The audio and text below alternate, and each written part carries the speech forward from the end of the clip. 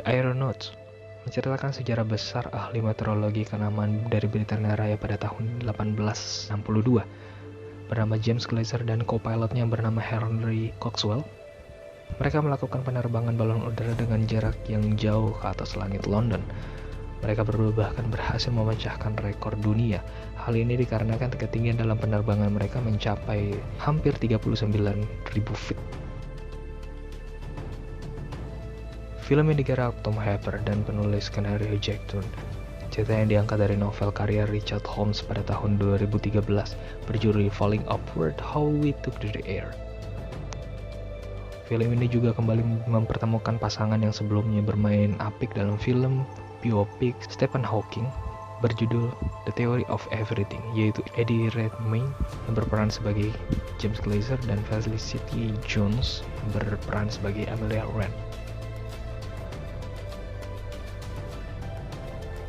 Dalam film ini, Glazer yang pada masa itu adalah seorang ilmuwan meteorologi yang cukup ternama.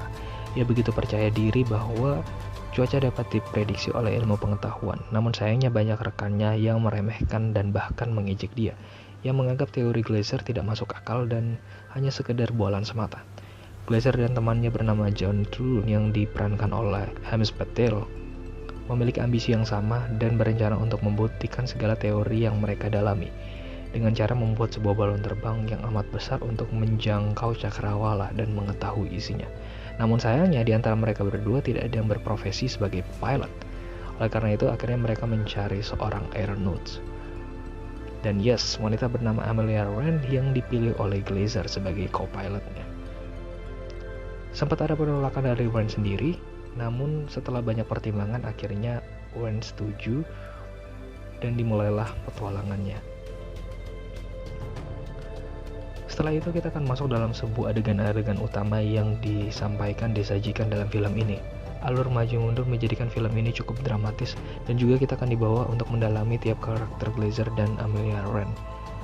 Sebuah ambisi yang beradu di atas cakrawala tanpa bosan. Film ini mengajarkan tentang ketakutan, keterpurukan, harapan, cita-cita, dan banyak hal lain yang prinsipal gitu. Film yang cukup menegangkan seperti badai petir, cuaca dingin, dan banyak hal lain, namun tidak sepenuhnya tegang karena banyak hal-hal yang manis yang coba untuk ditampilkan atau disajikan dalam film ini seperti cinta, kepercayaan, dan lain-lain. Cukup menarik kan? Namun sayangnya, walaupun ini film diangkat dari sebuah sejarah atau film dari sebuah kisah nyata, tokoh Henry Coxwell sendiri dihilangkan dalam film ini, atau lebih tepatnya digantikan oleh Amelia Wren yang terinspirasi dari Coxwell sendiri sih. Entah apa pertimbangannya di balik layar, gue juga nggak tahu. Apakah isu woman empowerment atau feminism gitu kan? Yang rasanya nggak aneh sih di era-era sekarang dimana semua film itu dipukul rata gitu. Tapi masa iya? Ini kan film sejarah, ini film biografi. Apalagi yang diganti itu adalah tokoh utama gitu, harus banget apa? Karena gue agak curiga film ini cukup detail untuk beberapa scene, seperti Amelia datang ke kantor James Glazer untuk menolak permintaan si Glazer, yang pada zaman itu yang boleh masuk ke Lubus hanyalah laki-laki. Di sini kita bisa lihat semua orang menatap Amelia yang tiba-tiba datang ke kantor si Glazer, di mana tempat politisi, ilmuwan, semuanya ada di situ gitu. Yang rasanya agak aneh pada zaman-zaman itu seorang wanita masuk ke dalam sebuah institusi. Dan berarti dugaan gue tepat, film ini memang mengangkat sebuah isu woman empowerment. Karena akhirnya film ini porsi Amelia justru lebih mendominasi sih. Tapi anehnya, gue gak ada masalah dengan perubahan yang terjadi. Film ini cukup keren, dan bahkan keren lah untuk sebuah film biopik, untuk sebuah film biografi, untuk sebuah film drama.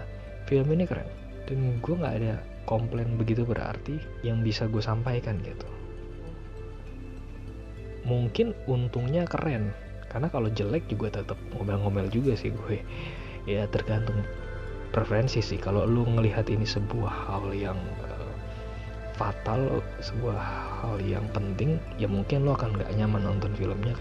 Tapi kalau lu yang memang gak peduli dengan cerita aslinya, atau misalnya ya gue pingin menikmati sebuah film aja gitu, Yang penting si glazernya kan gak diganti, masih oke film ini.